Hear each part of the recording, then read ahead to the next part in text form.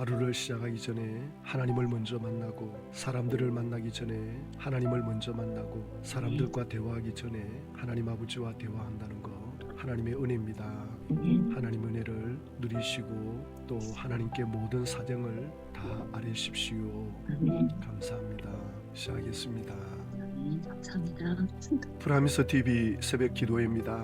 오늘은 요한계시록 6장 17절 말씀으로 첫째 인부터 여섯째 인까지 임하니 계시록의 결론. 오늘 계시록 6장의 마지막 절입니다.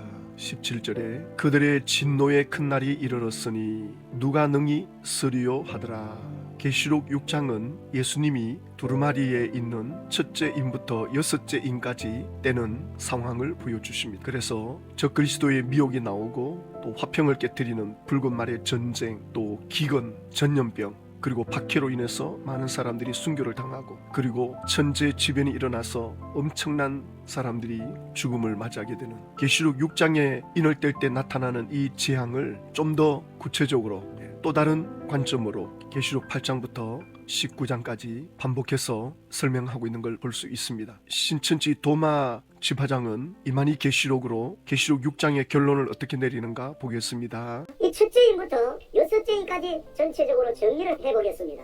1966년 창립된 장막성전의 7 사자들은 계시록 성취 때에 길예비 등불의 역사를 한 존재들입니다. 예수님의 오른손에서 역사하다가 타락하여 떨어짐으로 계시록 2, 3장에 편지를 받게 되는데, 그 편지를 받고도 회개하지 않은 7 사자들은 1980년대에 심판을 받아 모든 것들이 끝이 나고 이방 멸망자의 소속으로 이전되어 무너져서 끝이 난 사건이 되겠습니다. 1966년 창립된 장막성전의 7 사자들은 계시록 성취 때에 길예비 등불의 역사를 한 존재들입니다. 길예비 등불이라면 마태복음 3장, 요한복음 1장에 나오는 세례 요한이 예수님을 예비하는 하나님의 아들이심을 알리는 그 세례 요한이 길예비 사자로 부름받았거든요. 그런데 지금 장막성전의 7 사자가 계시록 성취 때에 길예비 등불의 역사를 한 존재들이다, 이렇게 말합니다. 자, 그렇다면 7 사자가 신천지 총회장이 이 시대에 약속의 목자 구원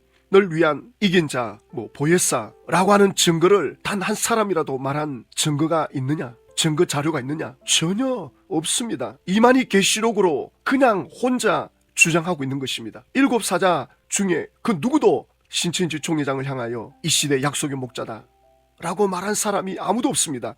왜 이런 데는 증거를 제시하지 못합니까? 마태복음 3장, 요한복음 1장에는 세례 요한이 등장해서 예수님에게 세례를 주잖아요. 예수님에게 세례를 줄 때에 비둘기 같은 성령이 임하여 오는 것을 보게 되면 그가 하나님의 아들이심을 알고 증거하라 라는 말씀을 세례 요한이 하나님께로부터 받게 됩니다. 이것이 요한복음 1장 33절에 나오거든요.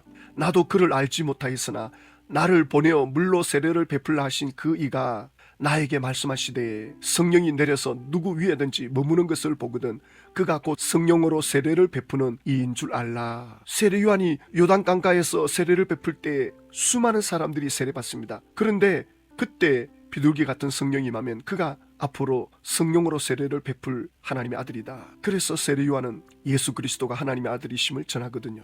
그러면 여기에 대한 실상이 있어야 되지 않습니까? 신천지 총회장이 길예비 등불의 사자들에게 세례받았습니까? 우리가 양쪽 이야기를 들어봐야 돼요. 지금 우리나라가 여러 가지 어려움을 겪고 있는데 서로 말이 다르잖아요. 자세히 들어봐야 되는 거예요.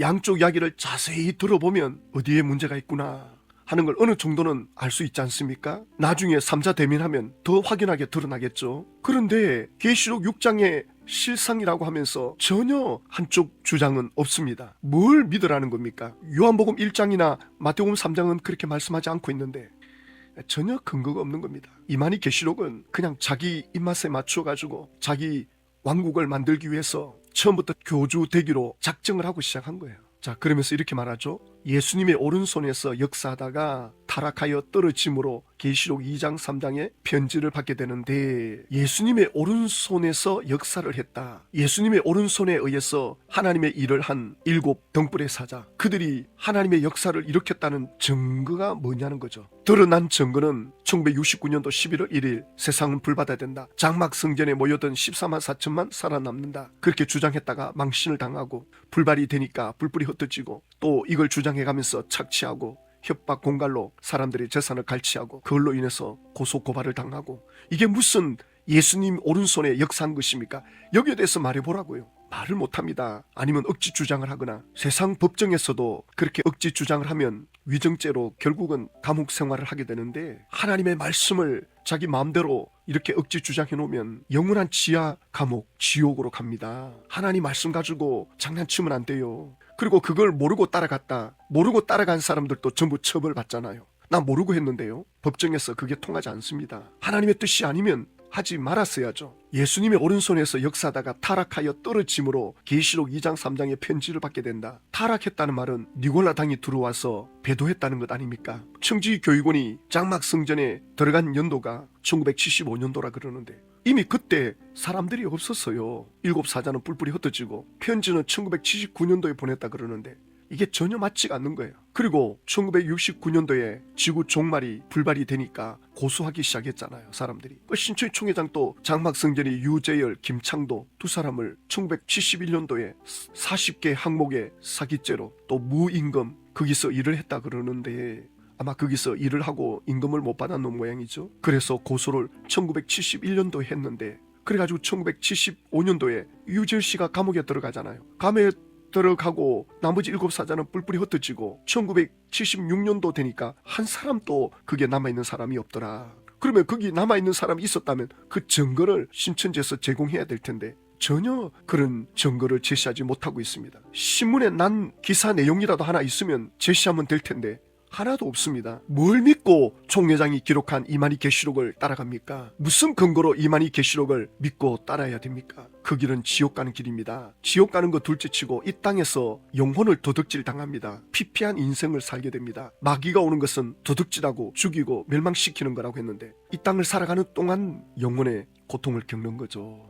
신천지 안에 들어가 있으면 전부 자기 편 들어주니까 잘 모르죠. 괜찮다, 우리가 잘하고 있다, 전부 그 말만 해주니까. 그러면 밖에서 말하는 사람들을 들어봐야 될 거 아닙니까? 그리고 맞춰보고 확인해 봐야 되는데, 자기가 보고 싶은 거, 자기가 듣고 싶은 것만 보고 끝까지 따라간다. 굉장히 위험하죠. 그러면서 도마치 바장이 하는 말이, 그 편지를 받고도 회개하지 않은 7 사자들은 1980년대에 심판을 받아 모든 것들이 끝이 났다. 1984년도에 신천지가 시작되잖아요. 1980년도에 다 끝났다. 그러면 계시록 6장이 다 끝나면 계시록 7장이 바로 시작되는데, 계시록 6장에서 4분의 1밖에 끝나지 않았다 그랬잖아요. 그리고 7장에 가면 인을 치는 신천지가 시작된다. 이것도 전혀 맞지가 않는 거예요. 하나도 맞는 게 없습니다. 신천지 관계자분들이 뭐가 잘못됐느냐 라고 물을 때가 있죠. 미안하지만 처음부터 끝까지 전부 엉망이다, 맞지가 않다, 실상이 다 가짜다, 그렇게 말하죠. 확인해보면 사실이니까. 그러면서 이방 멸망자의 소속으로 이전되어 무너져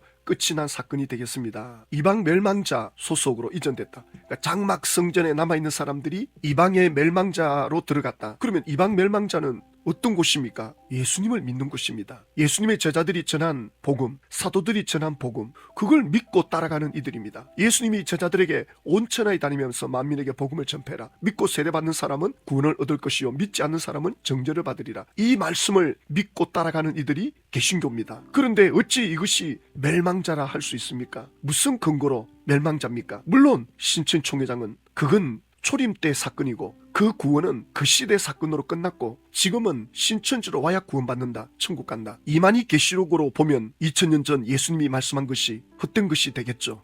그런데 이런 주장은 신천지만 하는 게 아니라 통일교도 하고 있다고 어제 아침에 제가 말씀드렸고, JMS, 하나님의 교회, 장길자 어머니 교회, 구인회, 박태선, 전부 그들의 교리는 예수님은 예수님 시대로 끝났다. 그리고 예수님이 오신다는 거 바로 그가 나다 하면서 자기가 자칭 재림주다고 주장하는 이 사이비 교주들이 하나같이 똑같은 말을 하고 있거든요. 그러면 또 신천지는 다른 사람들은 다 가짜인데 우리는 진짜다, 이렇게 또 주장하는 사람들이 있죠. 과연 그럴까요? 총회장이 하는 말 보십시오. 계시록 10장의 책마감은 이 사람은 예수님이 아니죠.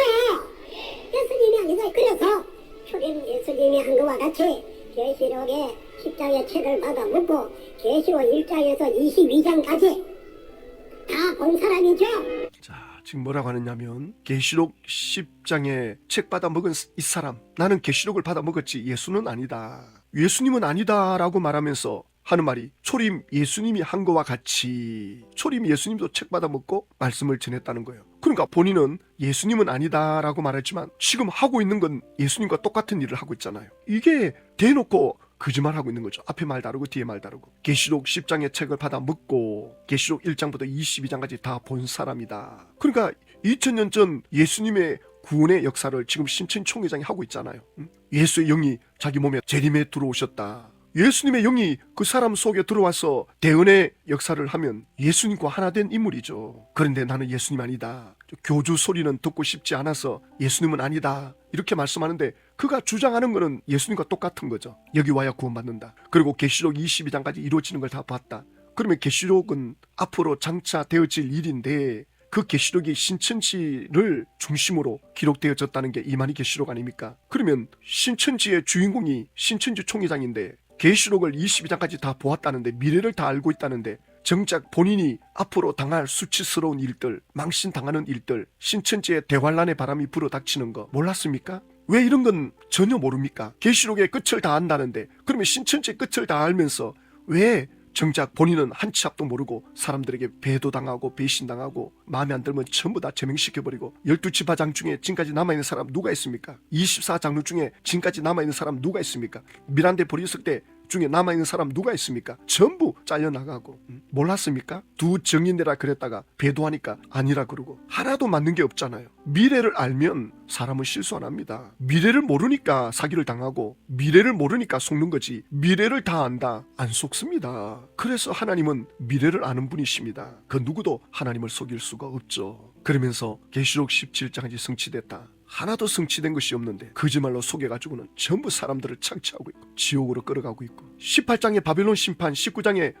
혼인잔치, 20장에 14만 4천 순교자의 영과 하나 되는 거 40년 동안 가르쳐 와놓고는 이제 와가지고는 뭐 이걸 또 바꾼다고? 하여튼 이걸 바꾸는 정확한 내용을 말하는 지파장 강사나 영상에 나오기만 하면 정말 나쁜 사람이죠. 사기꾼이죠. 적어도 총회장이 사망하면 속았다는 걸 인정해야죠. 그 자존심 때문에 지옥 가도 괜찮은 겁니까? 그러니까 천국 지옥에 대한 정확한 지식이 없는 거죠. 자기 자존심 때문에 포기해버리고 숨어버리고 정말 주님을 사랑했습니까? 정말 예수님을 사랑하고 하나님을 사랑했습니까? 그러면 내가 사람한테 속았구나. 그리고 그 예수님을 전하는 일에 사도 바울처럼 목숨을 걸만하잖아요. 거기서 수많은 세월을 잃었는데 예수님께서는 마태복음 24장 35절에 천지는 없어질지언정 내 말은 없어지지 아니하리라 이렇게 말씀해 놓았는데도 사이비 교주들은 예수님은 그때 그 시절로 끝난 거다. 지금은 구원의 길이 달라졌다. 대놓고 속이고 있잖아요. 이 거짓말은 마귀로부터 오는 거죠. 마귀가 자기 말 들어주는 이 교주들을 데리고 이용을 하고 있는 거죠. 마태복음 24장 36절에